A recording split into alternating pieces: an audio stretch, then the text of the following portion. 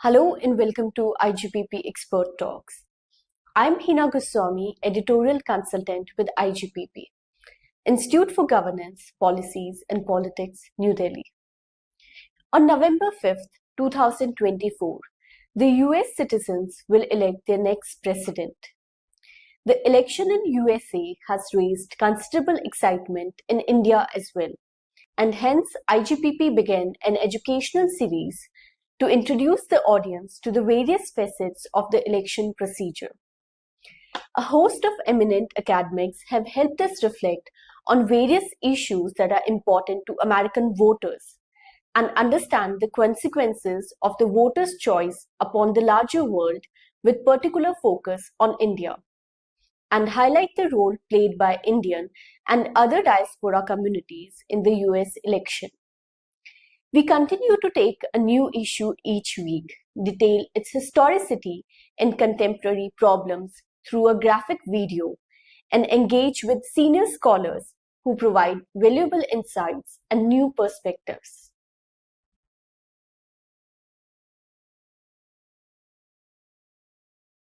In the United States, the intersection of pop culture and politics has become increasingly pronounced, particularly in recent years.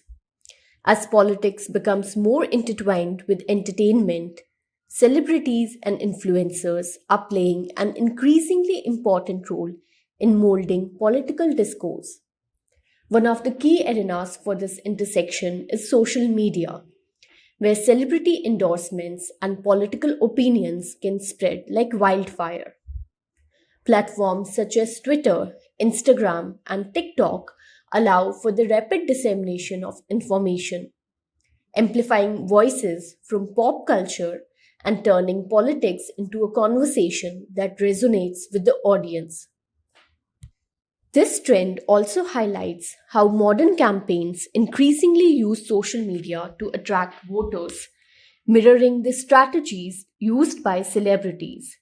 By aligning their public image with political agendas, they effectively blend entertainment with politics, illustrating how pop culture continues to shape political landscapes, especially among young voters.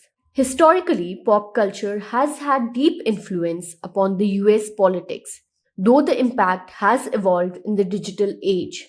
Many celebrities such as Ronald Reagan, Arnold Schwarzenegger, and Donald Trump were once pop culture icons who made the effective shift to politics. Their pre-established fame, amplified by social media, enabled them to engage more directly with their audience, giving them a unique advantage in political campaigns. Even when celebrities aren't directly competing for political offices, their voices are said to have an impact on the voters' decision. In 2008, Oprah Winfrey's endorsement of Barack Obama was considered significant, helping him connect with the broader demographic, though many factors contributed to his success. Similarly, in 2016, figures like Katy Perry and Beyoncé were vocal in their support for Hillary Clinton, increasing her campaign's visibility, though celebrity endorsement had limited impact on the election outcome. These moments show how candidates use endorsements to appeal to wider audience, making politics more relatable through familiar faces from popular culture. The rise of social media as a political tool has dramatically expanded this dynamic. No longer confined to television interviews or magazine covers, pop culture figures now have direct access to their followers through social media platforms. This has shifted the political landscape, allowing for real-time engagement with voters, though the quality of interactions can vary. Candidates can communicate their message instantly, and celebrities can signal their political stances just as quickly, often generating significant attention. For young voters in particular, social media platforms like Instagram and TikTok have become primary sources of news and information. Though these platforms also carry risks of misinformation and echo chamber, nonetheless they provide a space where young people can actively engage in political conversations, making social media not just a promotional tool but a crucial component of modern political strategy. One recent example of celebrity political activism is Taylor Swift's endorsement of Kamala Harris for the 2024 US presidential election. Swift, who was still very recent apolitical, had a very highly publicized political awakening in 2018 when she began speaking out on various social issues and endorsing Democratic candidates. Her massive following, particularly among young people, gives her significant influence over a demographic pivotal in shaping electoral outcomes. Swift's endorsement of Harris, made after the September 2024 presidential debate, signals to her millions of fans that Harris is the candidate aligned with values such as gender equality and LGBTQ rights, both causes that resonate with Swift's audience. Other pop culture icons such as Beyoncé, Rihanna, and various athletes have similarly used their platforms to back political candidates or movements, contributing to a growing trend of celebrity activism. Pop culture's influence on politics extends beyond just candidate endorsements. It also plays a role in shaping the public perception of political figures, making them seem more relatable and in touch with contemporary issues. For instance, young voters are more likely to connect with candidates who support issues they care about, such as climate change, racial justice, and LGBTQ rights. The involvement of pop culture icons help to solidify the image of politicians as being aligned with modern, progressive values. Furthermore, influencers and celebrities often break down complex political policies into easily digestible content, making it more accessible for young voters who may not engage with traditional political news sources. In this way, pop culture helps bridge the gap between political rhetoric and the concerns of everyday people, especially those of the younger generation. Social media campaigns and hashtag movements have also been effective in increasing political participation. Viral moments, whether they involve memes, political missteps, or debate clips, can spread rapidly, fueling political conversations and often swaying public opinion. Memes, in particular, have become a powerful tool for making politics approachable, distilling complicated events into humorous or satirical content that resonates with a wide audience, particularly young voters. However, the intersection of pop culture and politics is not without its risks. Social media sites can create echo chambers in which users are only exposed to perspectives that support their current beliefs, making it difficult for them to engage with competing viewpoints. This can result in a more polarized electorate, with voters becoming increasingly averse to compromise and other viewpoints. Furthermore, misinformation is a significant concern, particularly on platforms like TikTok, where false or misleading information can spread quickly, sometimes with little oversight. There is also the criticism that celebrity endorsements might lead to superficial political engagement, where voters support a candidate based on a celebrity's endorsement rather than a deep understanding of their policies. As we look to the future, the influence of pop culture and social media in politics is expected to expand significantly.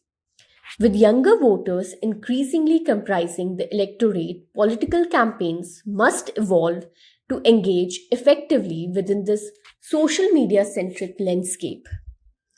Celebrities and influencers will continue to play pivotal role in shaping political conversations, leveraging their platforms to inform, mobilize, and persuade voters. For candidates, tapping into the power of pop culture and social media is not just an option, it is a critical strategy for maintaining relevance in a political arena heavily shaped by the interest and behaviors of younger generation. In the US politics, satire and humor plays as important a role as tough political negotiations. TV coverage, celebrity endorsement can make or break political careers, giving us a unique blend of politics and popular culture that is possible only in the US. To shed light on this cocktail of mass media and politics in the US, today we are joined by Professor Stephen J. Farnsworth. Professor Farnsworth is director of the Center for Leadership and Media Studies and teaches political science and international affairs at the University of Mary Washington. He is the co-author of 9 books on presidency, the mass media, public opinion, and journalism. He has also received the Virginia Outstanding Faculty Award for the State Council for Higher Education of Virginia. Professor Farnsworth, who worked for 10 years as a newspaper journalist before becoming a professor, has lectured widely on news media, the presidency, and election before US and international audience. Welcome to IGPP Expert Talk, sir. Thank you. Glad to be here. So in the US, we see a marriage of politics and media like nowhere else. We have seen in the past that successful actors, models have turned politicians, and even when they're not involved directly, they exert a lot of influence indirectly. How do you view this influence? How do you view this alliance? And how has it evolved since social media has brought celebrities and media figures who were otherwise not so close to us? Now, every day they are part of the feed we see on Twitter or Instagram. How has the role evolved? Well, I think the first important thing to understand about American politics and how different our society is from, say, the structure of a Westminster-style parliamentary democracy is that we are very, very open to new people and new ideas. If you think about becoming a prime minister, the trouble that you have to go to along the way, the process of peer review that's involved, you're looking at a process that makes almost certainly the case that the person who makes it to the top will have significant experience. Mayor or governor of major places in the country, members of parliament, and all of these sorts of things create a very clear process of peer review where political experience matters a lot.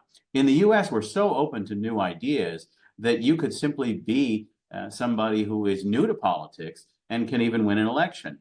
Donald Trump's first day in public life was the day that he was president. He had never worked as a governor, a senator, a mayor, none of those jobs. And so his first job in politics was the job of being president.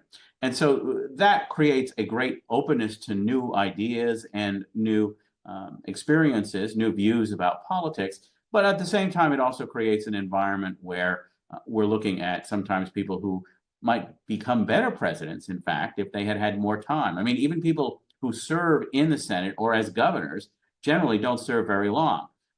Barack Obama, when he became president, had been 4 years in the Senate and basically spent 2 of those running for president. And George W. Bush, when he became president, had been governor of Texas for 6 years. Joe Biden's the exception. Somebody who has been in politics for 45 years before he becomes president, you're talking about somebody that's really unusual by our standards. This is why celebrities matter so much, because we are always looking for what's new and different in America. We're looking for these new ideas. We want somebody who's in touch with where we are now. It creates a great openness to new ideas and new people, and that includes folks who become very, very good at media, as celebrities, as reality show hosts, as movie stars. All of these people can be very influential in our political discourse. We also see that we have this new social media platforms like TikTok, Instagram, YouTube, and they are quite effective in mobilizing voters, or so it feels, compared to traditional media strategies, especially among the youth voters. We saw that recently Kamala Harris also appeared on a YouTube podcast. How's the influence of these new platforms different as compared to cable media or news channels? The main thing that you have is an opportunity to reach people who are not political junkies. If you think about the people who will watch the news or consume the news throughout the day on a platform like Twitter, you're talking about people who are very, very politically engaged. They want to keep up with the very latest information. Those people are going to definitely vote. They already know, almost certainly, which side they're on in terms of which party they support. And so those are not the people you need to reach if you're a politician trying to win votes. What you need to do is reach the people who don't care about politics, who don't think about politics much. And so these are people who might vote if you can connect with them and they feel good about you. And those social media platforms are exactly where you can go, whether you're talking about late night humor programs or Instagram or TikTok. These are places where particularly younger politicians are going to be able to reach younger voters. If you think about the group in American politics least likely to turn out, it's the people under the age of 30. And those people are harder to reach because, of course, when you think about modern media consumption, it's all over the map. You know, a generation ago, you could basically reach everyone through television, broadcast, and cable. Now, you really have to go everywhere. And these platforms do not really allow what we call shovelware. You can't just simply take something that works in one platform and just drop it in the next one. You simply have to figure out a way to appreciate the vibe, if you will, of this particular place. Because what works on Twitter does not work on Facebook, does not work on a TikTok. The reality is that you have to be sufficiently savvy and sufficiently flexible to reach these other places. But if you can do it, well, then there is a huge payoff because young people, especially, want to see people who can connect with them, and they want to see a sort of genuineness. And that's I think, a challenge for some politicians who are just not used to some of these new platforms. They come off kind of fake, and that's not good for their ability to connect with young people. I think it's also important that how media depicts politics also makes people inclined to be a part of the processes, democratic processes. And I have this example from the time when Black Lives Matter movement was like at its heights. And I remember reading articles that said that, maybe a lot of Americans don't think that the police is as bad and that it is capable of inflicting brutalities on certain sections of people because the police is depicted in certain way in television shows and which is mostly positive. It's shown in positive light. Do you think that with television shows such as House of Cards, Madam Secretary, West Wing, or Veep, that might also be true for how Americans view politics or how the government functions, and that might also in turn affect how they seek to influence policymaking? Oh, I think that that's really what's going on. I think that when you think about the main dynamic that a lot of Americans have towards politics, there tends to be a lot of anger and frustration. While you're not too upset when your side is in power, the truth is our system of divided government means that the other party has at least some power most of the time and can block whatever the dominant party is trying to do in the moment. So if you're controlling the White House, you can't get what you want. Necessarily. Congress may not go along with it, even if all of the members of the majority of the House and the majority of the Senate are of the same party as the president. There's still a lot of give and take in terms of what actually happens. And so when you watch these things on television, the story is much simpler. The story tends to be much more successful for the political figures in terms of getting what they want than is the case in real life. And similarly, when you're talking about the police. If you're looking at different platforms as you consume your news, you may see a lot of pictures of, say, witnesses and their experiences at protests or demonstrations. And that's a very different narrative than what you would see with a more heroic police story that would be on, say, entertainment television. So you really do see, when you're thinking about the way in which real life isn't like TV, a much more complicated, messy, and inconclusive world. in real life. And it doesn't make for great television, but it is the reality of politics, law enforcement, and culture. Recently, there was this viral video where a prominent TikToker says that, okay, Kamala Harris is making promises on abortion rights, but she's already in office. Why doesn't she do it already instead of like asking to be elected for a new term? And it saddened me a great deal to know that the and a lot of people like followed that view and like, oh, they were like, oh, it makes sense, she should already do it. But it was really sad to know that there's not a deep understanding of how it really functions, and it just like the other party always have power, and there's a tough checks and balance, and there are negotiations to be made that the public might not as clearly understand. Uh, to my next question, is there only a one-way relationship where media shapes politics, but politics does not shape media as much because of maybe the First Amendment rights or free trade or such things?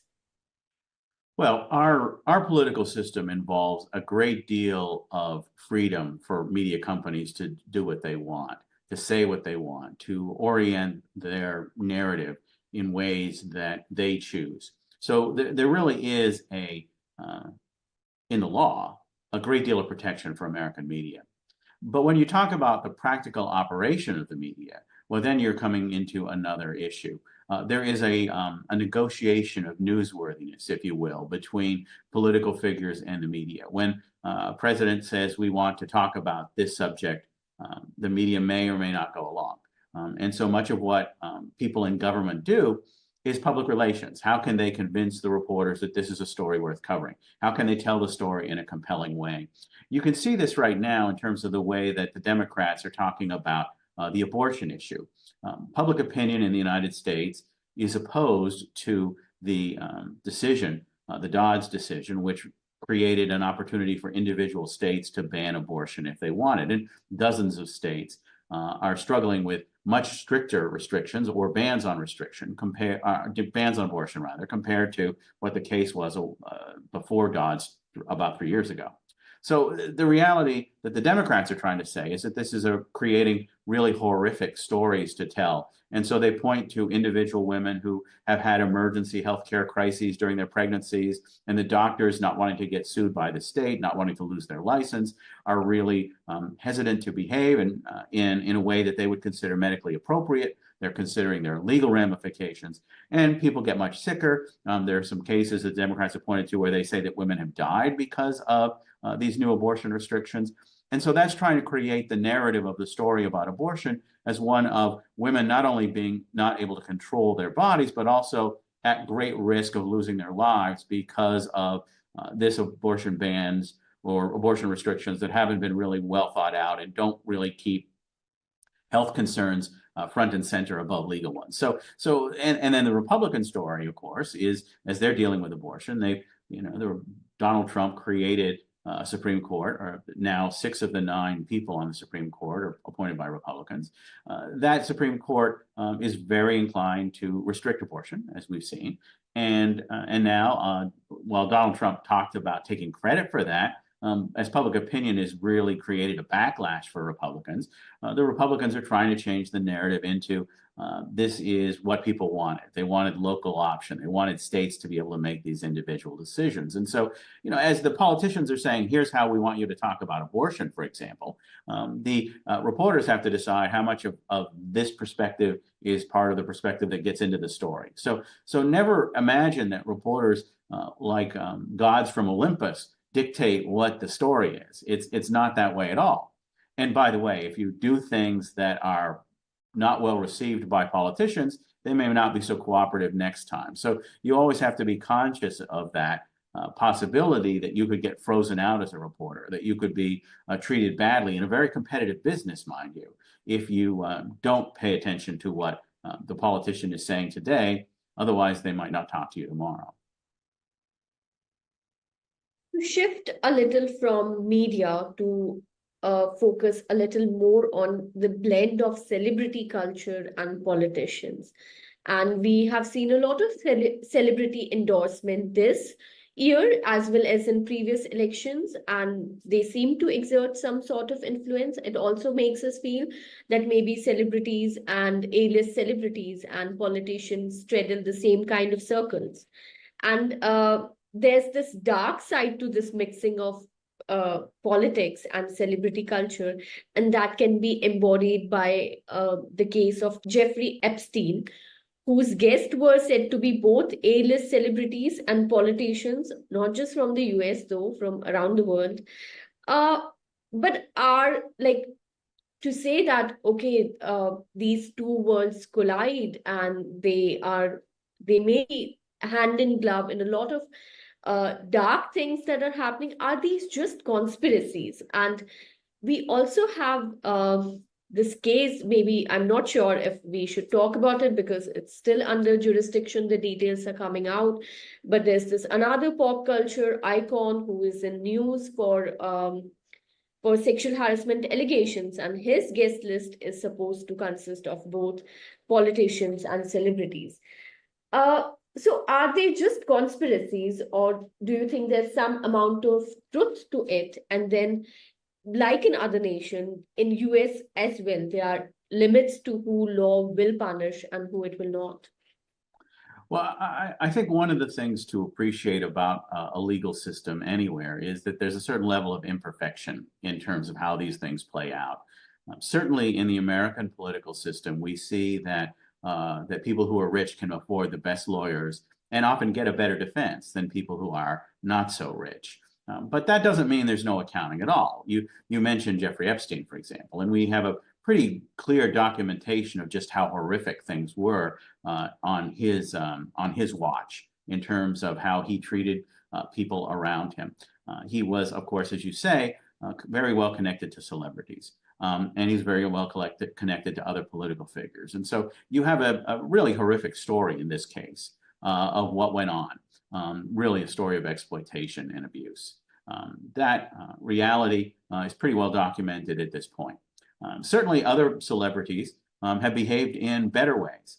But one of the real problems, I think, sometimes when we think about the political system and the legal system is a sense that some people have that they're immune to the law, that there's a culture of impunity that they can enjoy because they're rich or famous. And, you know, we have to, I think, fight back against that. When a person breaks the law, it shouldn't matter whether they're famous or not. The treatment should be about the same in terms of the punishment. So we have to appreciate that. But not all celebrities are on the pages of the crime blotters. You know, many celebrities have fame and they use that fame or for things that they really care about. You know, issues of the crises in the wars around the world. You know, we've seen, you know, a lot of people talking about in the United States about the difficult environment in the Middle East, the challenging environment in Ukraine.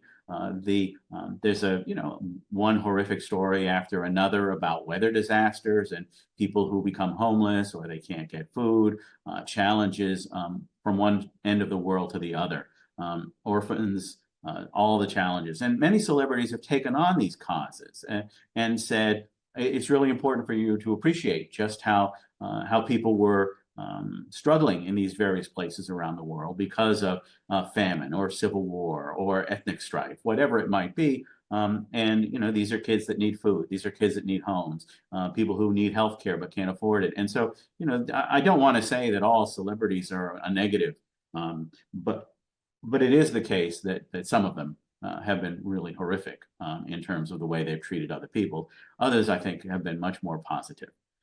When you think about how this applies to politics, you know, this is a way in which people can get their connection into politics because they're interested in this celebrity.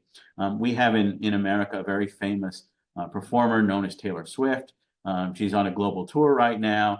She's become one of the key voices in terms of celebrity endorsements this election cycle. She, of course, favors Vice President Harris. But what you see in that story is somebody who can connect with a lot of people who don't really think about politics at all or don't think about it much. And so if they are thinking, do I want to vote? What do I want to do? What do I want to say?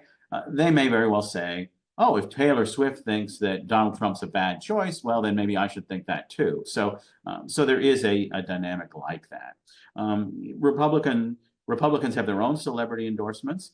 They tend to be action movie heroes, but a lot of the loudest voices in American culture tend to be more pro-democratic than pro-Republican. There are a few conspiracies that come to my mind that relates to the question of Jeffrey Epstein. And when he committed suicide, there were conspiracies about, oh, like these political figures got him killed. Well, that is a political conspiracy, or like that is a conspiracy theory that I feel did not have a lot of ramification. Like it was there, it circulated, it died, it's natural death. But there are conspiracy theories on internet, such as those of the cult of QAnon and that of Deep State, which have had real political ramifications on the ground. How do you think that these theories are going to play out a role this election? I mean, just today I was listening to this talk show, and they were covering that how some Republican political figures are talking about the recent hurricane, and they are saying that, oh, look at the map, these areas are devastated, and these areas are also the ones that are, that Democrats are interested in, or some sort of connection they were trying to make. A major Republican political figure, she tweeted out that they can control the weather, and the television host that then told that one of the ramification of such irresponsible tweets is that when people are going out there to help, people are not ready to receive the help because they are scared. And how do you think, what kind of ramifications these conspiracy theories can have politically, and if not directly electorally, maybe if not in the election, do you think they do play an important role in deepening the divide, the existing divide in American society? That's absolutely the case. We see now there is so much more required of an individual citizen by way of becoming basically their own editor. They have to look at this material. They have to decide whether it's credible or not.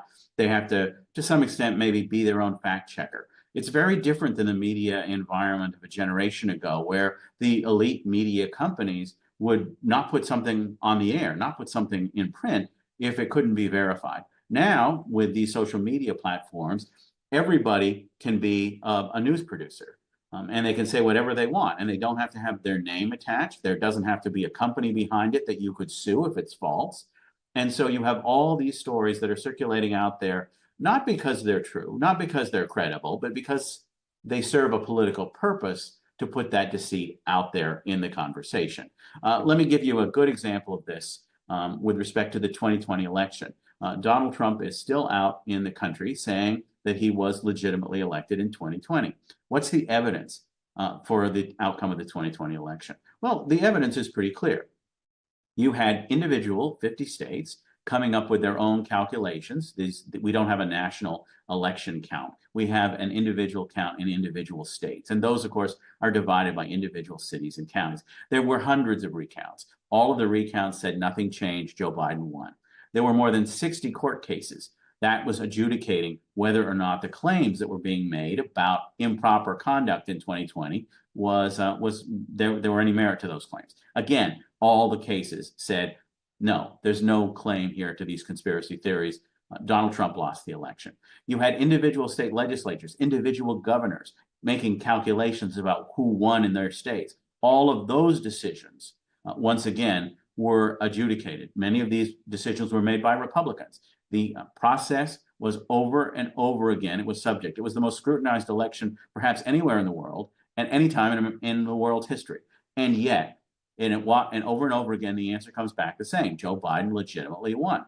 And yet still to this day, there are significant numbers of people who think that's not true. More Republicans have their doubts about whether Joe Biden was elected legitimately than not. And so you have this reality out there. And so I think we're already primed in the United States, at least many of us, for the idea that this election won't be fair because we're not convinced the last one was.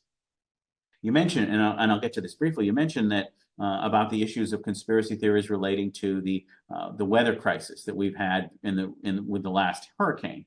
And the reality is that people are really thinking that they can convert this health crisis, because these are people lacking food and electricity and medicines and everything else in these remote communities that have been devastated by the flooding. They're thinking that they can turn that to political gain. And so if they say that the Democrats, who of course, are controlling the White House right now and controlling the bulk of the recovery efforts at the national level, those are people that aren't looking for your best interest in mind. They're going to take your house. They're going to only give you a little bit of money. They are going to not do a good job. And so there is this idea that when people are coming to help, that you shouldn't leave. Well, I know that one of the things that you're hearing online is that you shouldn't leave your home, because if you leave your home, the government will confiscate it while you're gone. So, and so you're really creating this level of suspicion. It's undermining the success of these recovery efforts. It's undermining the health of the people involved. But we saw this before with COVID too. The people who were being told that COVID wasn't a big deal, that it was a hoax, they didn't get vaccinated, they were more likely to get sick, more likely to have deaths in their family. We are not looking at this for the first time. In many ways, it seems to me that citizens are really not up to the job of doing this kind of fact checking, but nobody else is going to do it for them.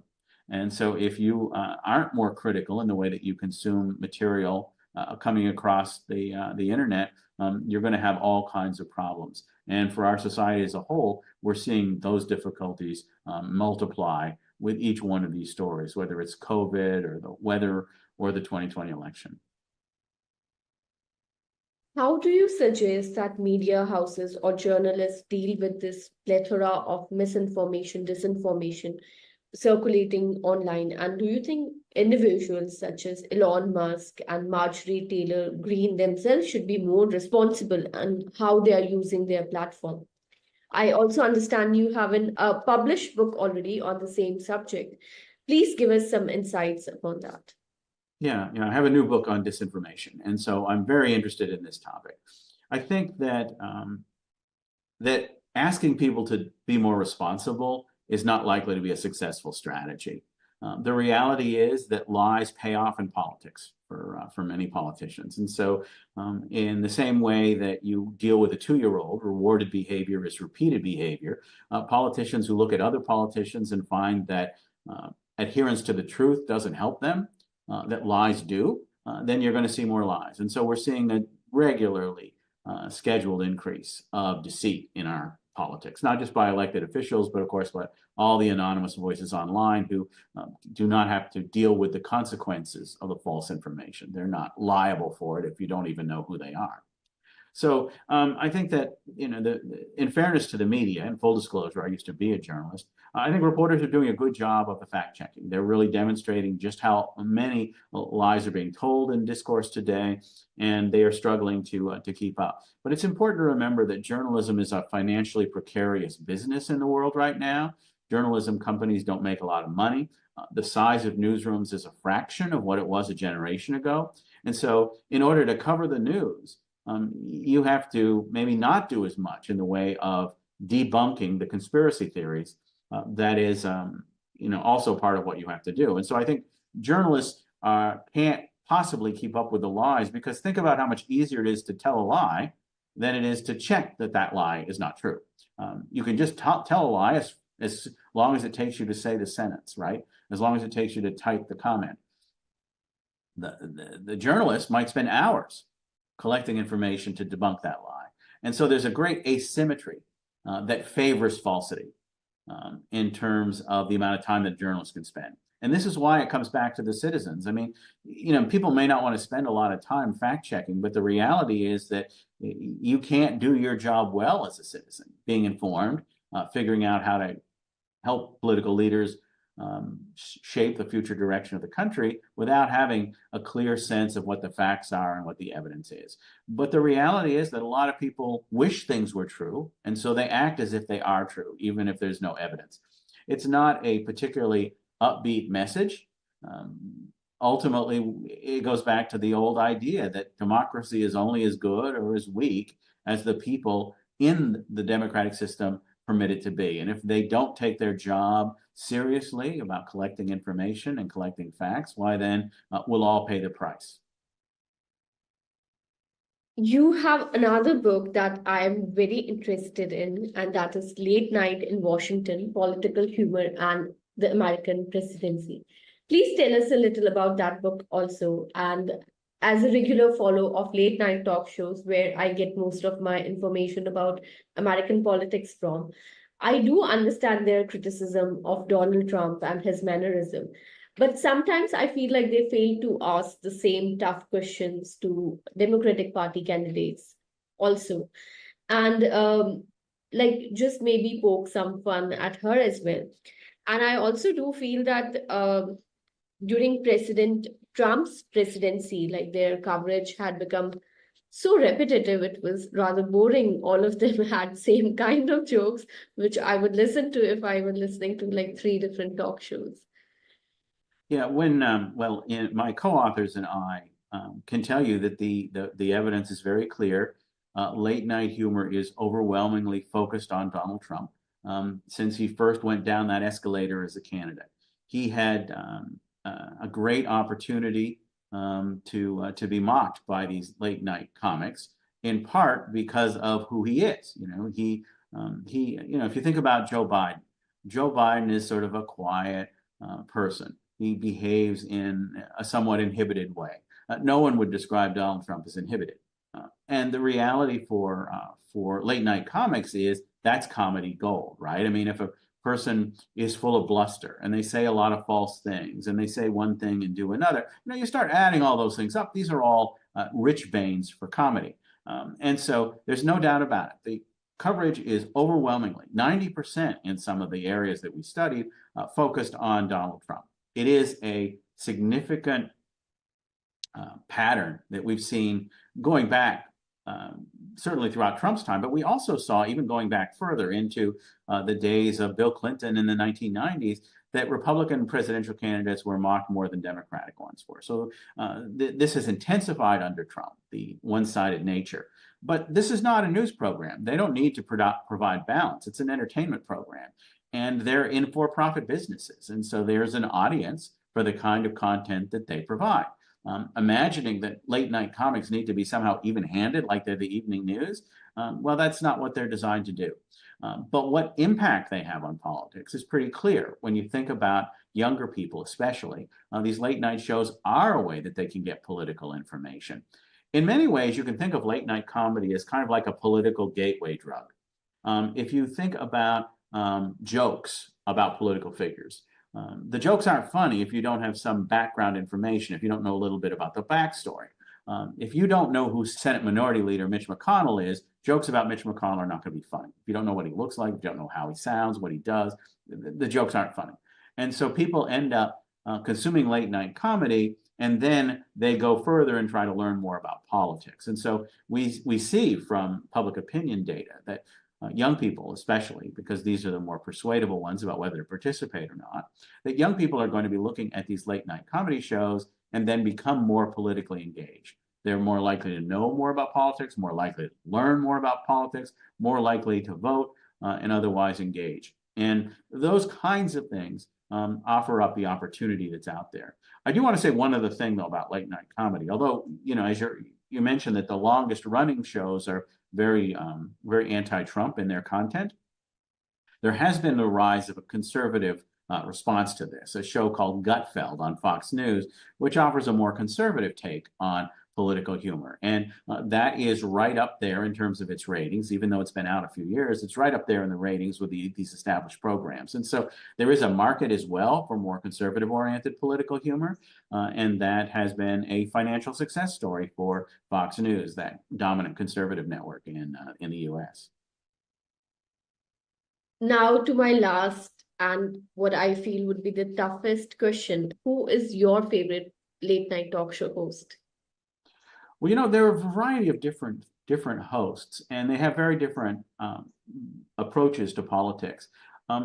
I guess, although he probably wouldn't be the choice of most people, I really like John Oliver on Last Week Tonight, which is an HBO program. He comes out of The Daily Show. And what he does is a deep dive into policy. And I'm fascinated by how he can take stories about mortgage rates or stories about healthcare policy and figure out a way to make it compelling and interesting to an audience for 15 minutes or something. It's really an extraordinary program from that point of view of really a deep dive into policy at the same time being sufficiently entertaining.